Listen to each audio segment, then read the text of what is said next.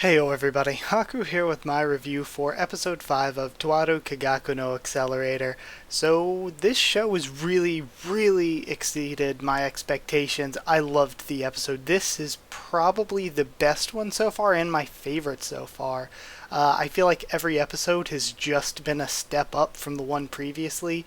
And even more, something I've been saying every single week is the show needs to feel more like its own thing. And the show, again this week, felt more like its own show, felt like it departed further from Railgun and Index, and more just became Accelerator. So yeah, it's exceeded my expectations that were set by the early episodes and just keeps getting better. I love how it focused on Yomikawa. I think that was good, and it developed Last Order more. Esther and Hasami are amazing as characters. Esther and Hasami are awesome. I really liked them in this episode, and I really like them in a general sense too. Hasami, I think, is so cool. And DA still seemed like idiots, but they seemed like capable idiots. And of course, DA are fanatics, so it's kind of reasonable to believe that they're idiots as well. So they seemed like idiots, but they were capable idiots. The girl with the friction power is so cool, or at least the friction power itself is so cool. I love that power and how it was applied. It was really interesting. And I really like the ending scene too, with Accelerator running out to go into battle, thinking about sort of more philosophical things when it comes to his character. But yeah, I really liked that too. And one thing that I think was good spanning the episode is that there were just people straight dying all over the place, and I feel like people just random faceless background characters dying and getting slaughtered left and right makes things feel more serious. It makes it feel like, oh crap, there are people dying even though they're people we don't know. So if there are people we don't know that are just getting killed off left and right, then it makes it feel more serious, and it builds some actual sense of threat there for the characters we do know. So to get into the episode scene by scene, we basically start off with an anti-skill raid on the DA bases, and this spans the whole episode, and I love that it spans the whole episode. This episode is just the anti-skill raid on the DA bases with us cutting into other stuff that's important to the story. So we get a really quick jump just to check in with Hasami and Esther. I love their characters. We get Last Order and Accelerator some.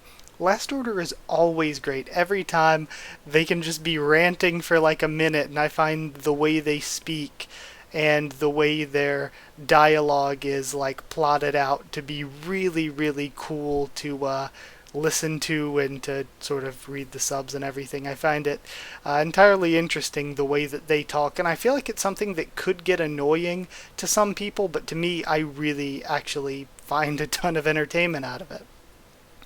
Now, we get a reminder of why DA's been turned against, basically, by, like, I think it was, like, Yomikawa and the one guy being like, but why would their leaders turn on them now? And we jump to the guy in the train being like, you know, you have to do away with a dog or a hunting dog that won't listen or something.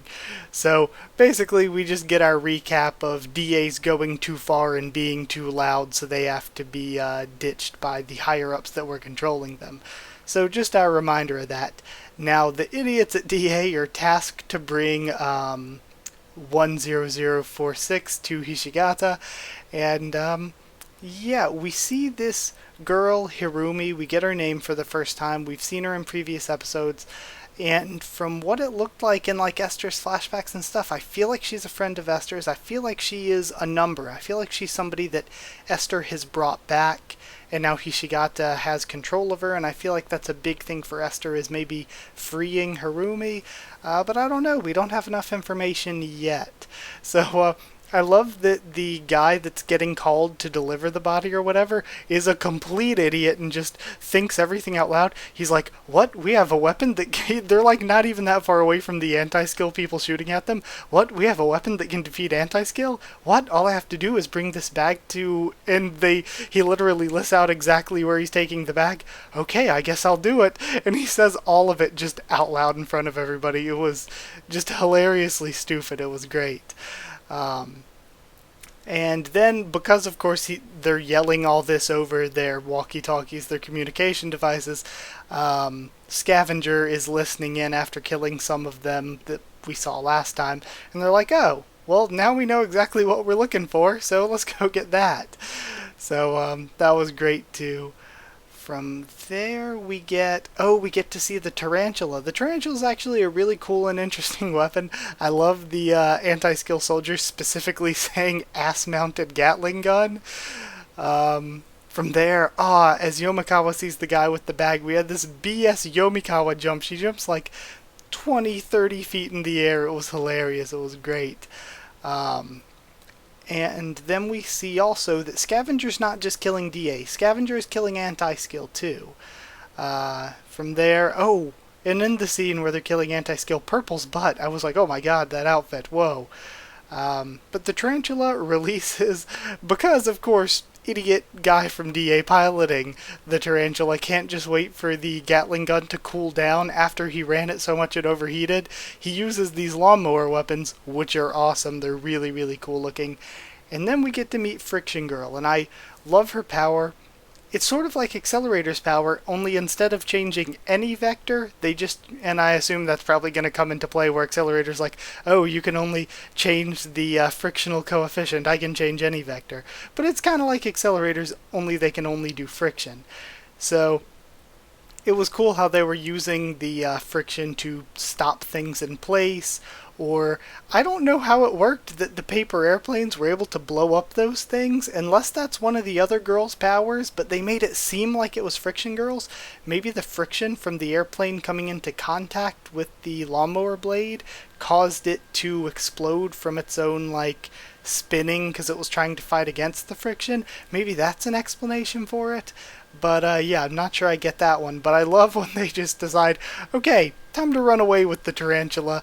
She stops it by using her powers with the friction only on one leg of the tarantula, so that the rest of the legs keep going, but the one leg is stuck in place, so it just spins out of control. I thought that was really, really creative. Again, I just love the way the power worked. The guy that was in the standoff with Yomikawa over the body gets completely just smashed by a piece of rubble. That was something that was kind of shocking to me when it happened. He just gets totally smashed by a piece of rubble. But yeah, Yomikawa tries to catch 10046, but she gets knocked out of her hand and starts falling, saved by Esther and Nasami, which was great. And we get to see Purple Girl's ability, which is paper control, maybe, or something similar to that. But it seems like maybe paper control of some kind. I'm sure it could have a very different explanation of how she controls the paper, though. But either way, we get sort of that, and at the end we see Accelerator heading out to go in to save 10046. So yeah, I thought it was amazing. My favorite episode so far. Because I love the depth and attention paid to the side cast. We had very little Accelerator this episode, and I thought it was so good that we had very little Accelerator, because it made the side cast feel important, that we focused on them. It didn't feel like a enemy of the week, where every week some enemy shows up and Accelerator defeats them. It felt like it was really, really fleshed out with people other than Accelerator, which is good. That separates it from just feeling like a sort of filler arc for Index. It separates it from feeling like a filler arc for Railgun. It makes it feel like its own show that can stand on its own, and it was great. Because I love the characters, Yomikawa's been good, and I really, really love Esther and Hasami. Scavenger's really interesting. DA are idiots, but they're like cool little minions to see the good guys and bad guys both kind of beating up. And I'm also excited for the fights that we're going to get. We're probably going to get Scavenger fighting Hasami, and Esther and Yomikawa, Accelerator showing up. So yeah, I love the characters, and I'm excited for the fights, and that's a great thing to say about an anime. So I'd actually give it 9 frictional coefficients out of 10. I really, really enjoyed it. I really liked it a lot. So, yeah, I guess that's everything there was to say about this one. And I feel like there was a lot to get through, and I feel like I talked about a lot. But it says I've only been recording for less than 10 minutes, so I don't know how I got through this quickly, but I loved it. I thought it was great. So I hope you did too. I hope you're enjoying the show as much as I am. Where like the first episode was like, it's an alright episode. Second episode, I had criticisms of certain things, but at the same time I definitely thought it was even better. And then third and fourth episode were just like getting into really good territory, and I think this is the best episode so far. There are certain things about like the production quality of it that like aren't like crazy mega super high standard, but at the same time the production quality is still very very solid. It doesn't look bad whatsoever. And the story is what really matters, and the story I think has been doing great. So yeah, I feel like even the story, like the story for Index 3, you could tell felt, well, because I mean it was really rushed, but even if you were sort of an anime only watching it, you could still sort of tell from what people in my comments were saying that it was being incredibly rushed, but this doesn't feel like that at all. This feels really good to watch. So yeah, I loved it. I really enjoyed it. Hope you did too. If you did like the video, comment down there to tell me what you thought of this episode, what you thought of my thoughts on it. Subscribe for more. Toaru Kagaku Accelerator, much more on the channel. Follow on Twitter if you want. I can try to keep you updated there and stuff for the channel or talk to you there. And if you want a link to our Discord server to talk to me or more of us on Discord, just ask and I can give you a link.